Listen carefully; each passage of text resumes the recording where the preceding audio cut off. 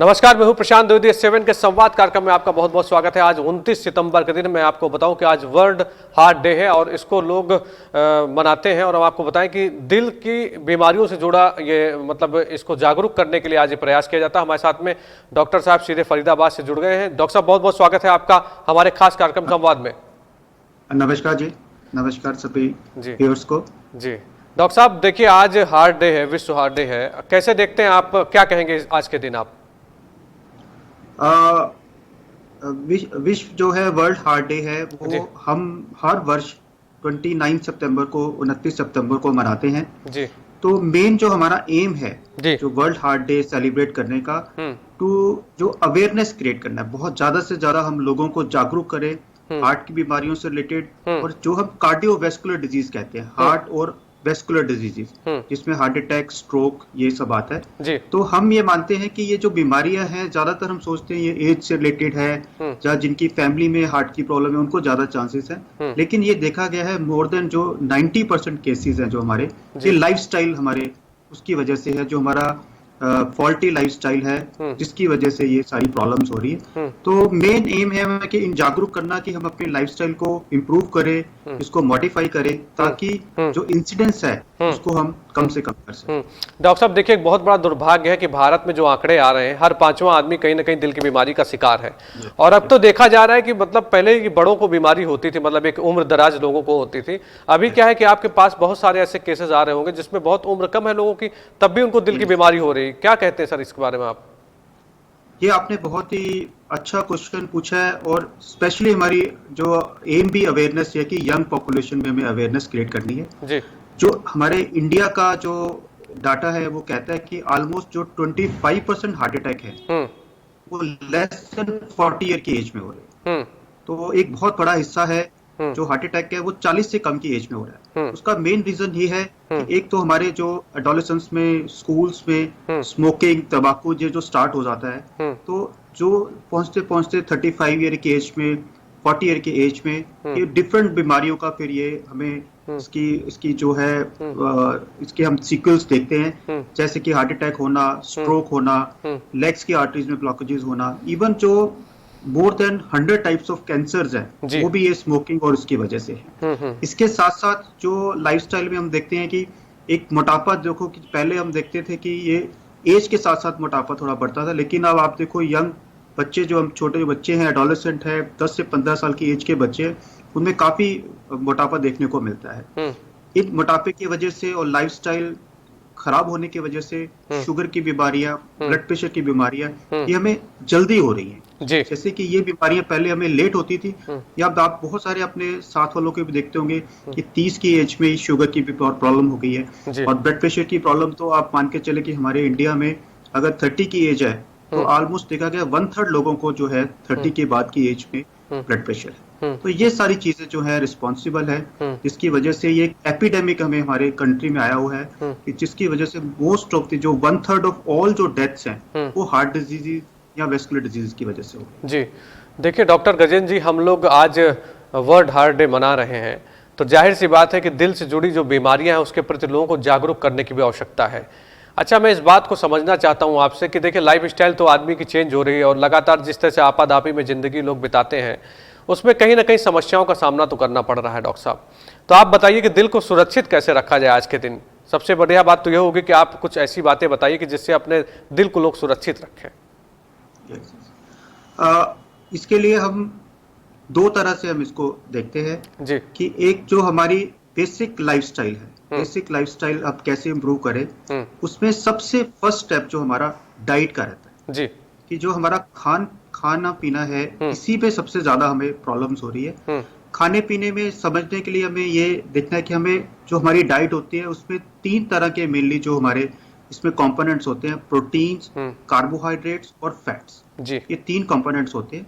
इसमें जो fat component है ये हमारा ऑलमोस्ट 30% जो हमारी कैलोरीज है फैट से होती है, और ये फैट कंपोनेंट मेनली रिस्पॉन्सिबल रहता है हमें अर्ली हार्ट डिजीज होने का या अर्ली स्ट्रोक होने का जी। फैट में भी समझने की जरूरत है कि फैट हमारी बॉडी के लिए बहुत जरूरी है। ऐसा नहीं कि हम फैट के बिना रह सकते, जितनी भी बॉडी के सेल की मेम्ब्रेन्स है, उनके वर्क है, वो फैट से होते हैं। लेकिन हमें अंडरस्टैंड करना है कि 2 तरह के फैट्स होते हैं, गुड फैट्स और बैड फैट्स जी। जो गुड फैट्स है वो हमारे जो गुड कोलेस्ट्रॉल है उसको बढ़ाते हैं और बैड कोलेस्ट्रॉल को कम करते हैं। गुड फैट्स की मैं आपको एग्जांपल देता हूँ, जैसे कि पॉली अनसैचुरेटेड फैट्स या मोनो अनसैचुरेटेड फैट्स, जैसे कि ऑलिव ऑयल है, कैनोला ऑयल है, rice bran oil, soybean oil, तो जितनी भी तरह के रिफाइंड ऑयल्स हैं जी, बेसिकली ये पॉली अनसैचुरेटेड और मोनो अनसैचुरेटेड फैट्स है, ये हार्ट के लिए अच्छे हैं। अच्छा। इसके अगर विपरीत देखें तो हमारे जो बैड फैट्स है वो सैचुरेटेड फैट्स है, जैसे कि देसी घी है, डालडा घी है, या हमारा ये जैसे साउथ में हमारे बहुत यूज करते हैं कोकोनट ऑयल, पाम ऑयल, ये बहुत ज्यादा हाई क्वांटिटी होती है सैचुरेटेड फैट्स की। और इसके अलावा हम लेते हैं ट्रांस फैटी एसिड्स जी, जैसे कि आप रूटीन में हम ये बिस्कुट्स यूज करते हैं, या जैसे कि बहुत उनकी शेल्फ लाइफ बढ़ाने के लिए ये ट्रांस फैटी एसिड्स में यूज करते हैं। और एक फ्राइड फूड्स हैं जिसको रिपीटेडली सेम ऑयल में बार बार हम तल के उसका सेवन करते हैं। अच्छा। तो ये कुछ ऐसे फैट्स हैं जो बॉडी को बहुत ज्यादा हार्म करते हैं। तो ये एक डाइट का तो एक बहुत इंपॉर्टेंट कंपोनेंट है, ना सिर्फ ये हार्ट डिजीज को, लेकिन शुगर की बीमारी होने का, ब्लड प्रेशर की बीमारी होने का, मोटापा होने का, इन सबका रिस्क अगर हम अगर बैलेंस डाइट नहीं ले रहे हैं तो इसका रिस्क बढ़ जाता है। डॉक्टर साहब जी जी बताइए बताइए बताइए।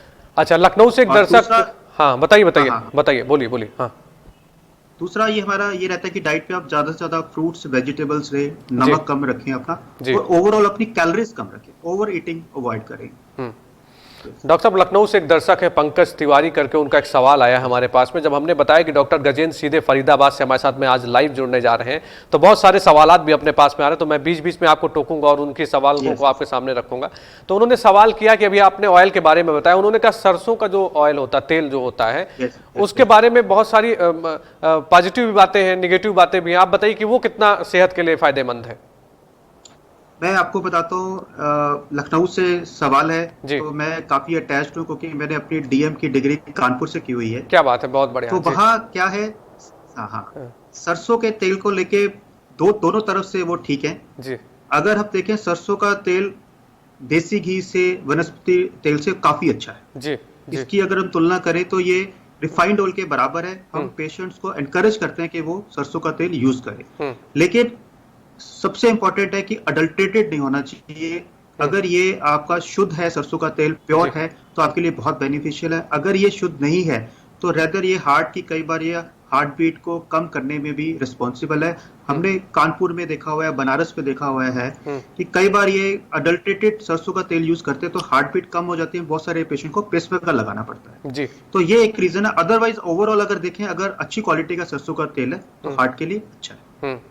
अच्छा, देखिए सर, अच्छा बहुत सारे लोग, जिस तरह से बीमारी बढ़ रही है, अपने आप में बहुत एक चिंता का विषय है, और आप लोग इतनी बढ़िया हॉस्पिटल को आप चला रहे हैं जिस शिद्दत के साथ में। चाहे डॉक्टर विवेक भी हमारे अच्छे दोस्त, अभी उनसे जब मेरी बात हो रही थी तो उन्होंने बताया कि जिस तरह से आप चला रहे हैं, जाहिर सी बात है कि एक जागरूकता भी आप फैला रहे हैं, लोगों को जागरूक भी कर रहे हैं। तो ये सर, ये पेज ब्रेकर जो लगाने की बात आपने कही, कितना सक्सेस होता है इसका रेशियो क्या होता है सर, मुझे समझाइए इस बारे में। पेसमेकर हम तब लगाते हैं अगर हार्ट बीट हमारी कम हो जाती है जी। हमारी नॉर्मल हार्ट बीट यूजली हम मानते हैं 60 to 100 के बीच में, रेस्टिंग हार्ट, जैसे हम आराम से बैठे तो ये 60 to 100 के बीच में होनी चाहिए। अगर ये हार्ट बीट हमारी 40 से कम हो जाती है जी, और हमें सिम्टम्स होते हैं, सिम्टम्स है कि चक्कर आना, बेहोश होना जी, तो फिर ये पेसमेकर की रिक्वायरमेंट है। बहुत सिंपल प्रोसीजर है, लोकल एनेस्थीसिया भी करते हैं। तो इसमें बहुत ही स्मॉल सा डिवाइस हम, जो कॉलर बोन होती है हमारी, उसके नीचे हम लगाते हैं। अच्छा। तो इसकी लाइफ जो होती है 10 to 15 ईयर्स। एक बार हमने पेसमेकर लगा दिया तो 10-15 साल तक हमें कोई टेंशन की जरूरत नहीं। उसके बाद सिर्फ एक बैटरी इनकी चेंज करनी पड़ती है हमें पेसमेकर की।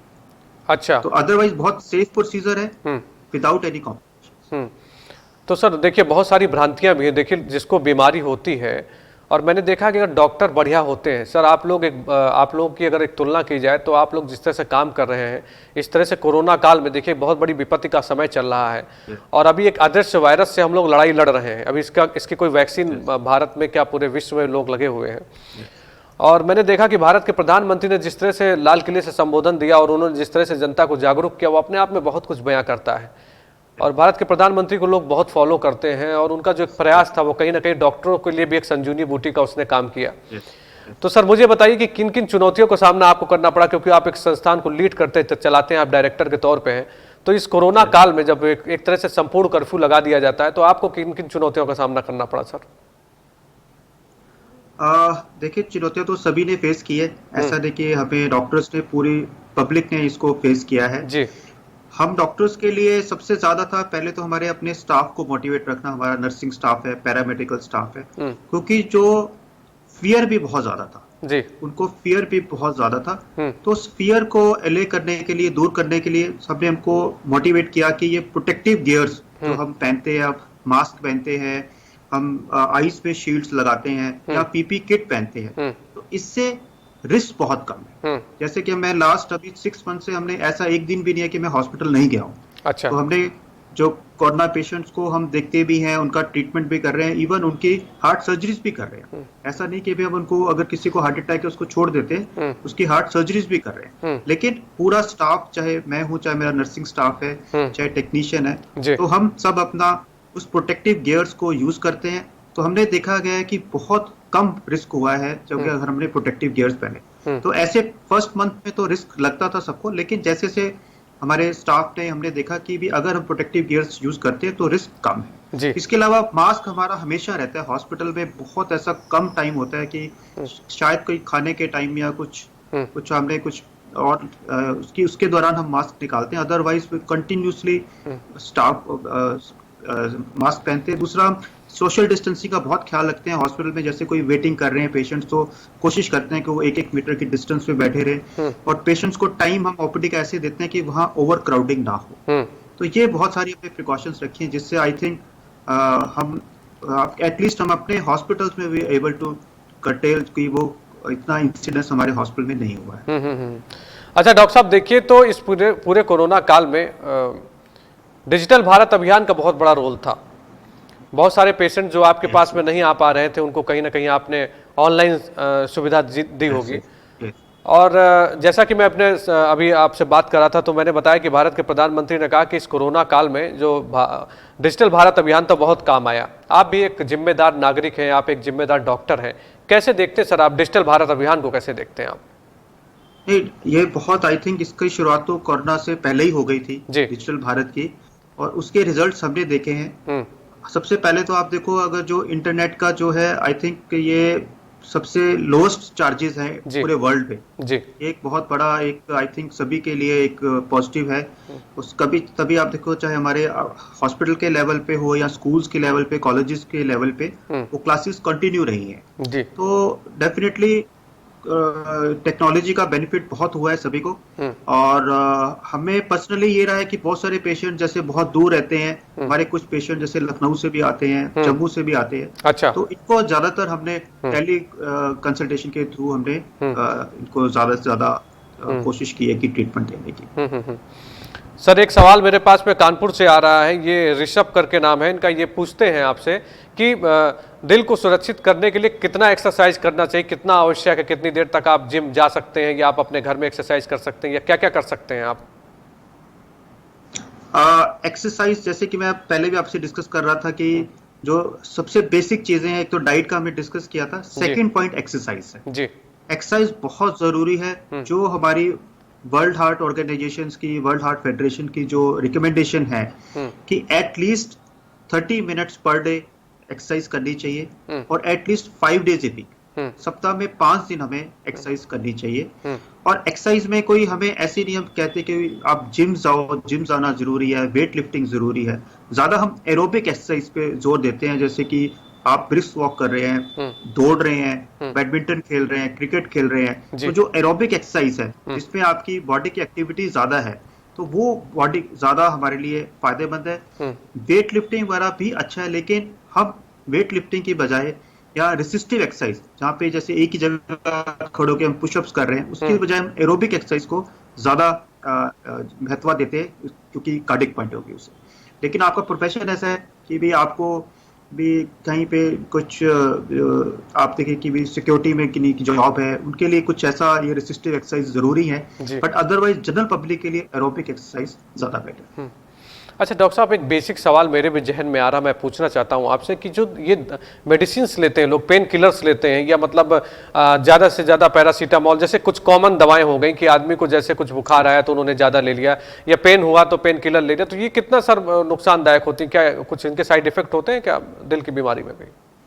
पेन किलर अगर हम देखो, जैसे पैरासिटामोल की आप बात की, पैरासिटामोल तो फिर भी ओवरऑल काफी सेफ मेडिसिन है। लेकिन हमारे पास एक नसेट्स मेडिसिन बोलते हैं, जिसमें कि बहुत सारी डिक्लोफेनेक मेडिसिन हैं, या और सारी बहुत सारी, जैसे कॉमन नेम हम जैसे वोवरॉन हम कह देते हैं, या बहुत सारी ऐसी ड्रग्स हैं, अगर हम विदाउट मेडिकल प्रिस्क्रिप्शन और ये ओवर द काउंटर हम इसे केमिस्ट से लेते हैं और लगातार लेते हैं, तो बहुत सारी प्रॉब्लम्स होने का रिस्क रहता है। सबसे ज्यादा तो किडनी डैमेज होने का रिस्क बहुत ज्यादा है इन दवाइयों की वजह से।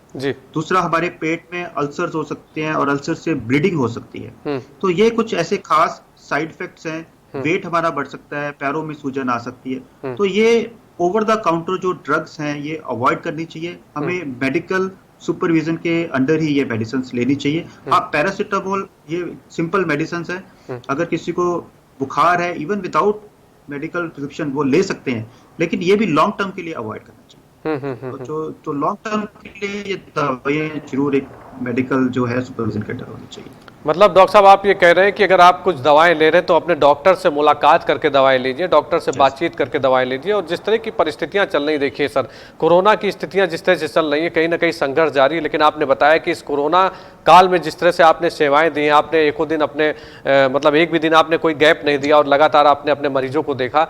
तो सर मुझे बताइए कि ऑनलाइन की अभी हम लोग बात कर रहे थे, उसके बाद जैसे आप पेशेंट्स को देखते हैं, तब सर क्या क्या आप सावधानियां बरतते हैं और क्या कहेंगे उन पेशेंट्स के लिए, मतलब कि जो लोग एक क्लिनिक चला रहे हैं, क्योंकि आप एक मेट्रो सिटीज में हैं, आप एक बड़े शहर में बैठे हैं, तो कुछ डॉक्टर्स के बारे में भी क्या कहेंगे आपके, मतलब किस तरह से उनको भी सावधानी बरतने की आवश्यकता है?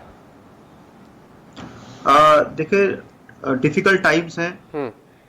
जैसे कि हम पहले फिजिकल एग्जामिनेशन पे बहुत जोर देते थे, भी हम कार्डिक साउंड्स पे अच्छे सुन रहे हैं, चेस्ट साउंड्स पे अच्छे से सुन रहे हैं, लेकिन अभी हम सुनते अभी भी हैं, मतलब चेस्ट साउंड्स हैं स्टेथोस्कोप लगा के, लेकिन उसको थोड़ा ब्रीफ कर दिया, थोड़ा फास्ट देखते हैं। और दूसरा, हम कोशिश करते हैं कि हमारे जो हॉस्पिटल के बाहर है या रूम के अंदर, पहले क्या होता था 2-3 पेशेंट्स इकट्ठे आ जाते थे, हम अवॉइड करते हैं कि एक ही पेशेंट को एक टाइम में देखते हैं।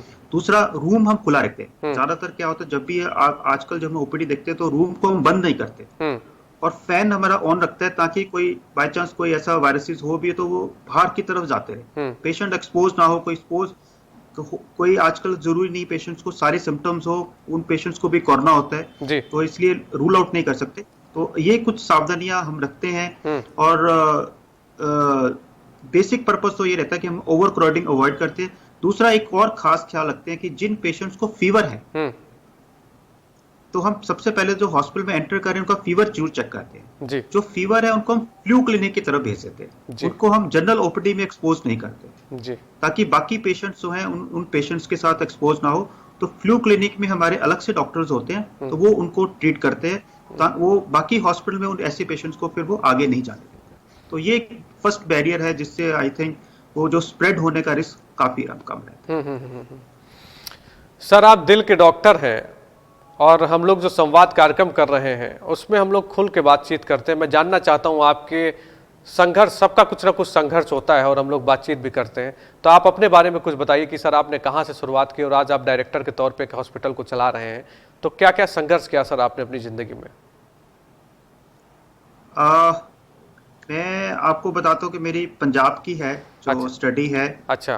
तो स्कूलिंग मेरी पहले मोगा से है, फिर मैं कॉलेज जो है लुधियाना से +1 +2 का था, फिर मेरी MBBS पटियाला से है, Patiala government medical college Patiala, और मेरी MD मेडिसिन भी जो है वो भी गवर्नमेंट मेडिकल कॉलेज पटियाला से है जी।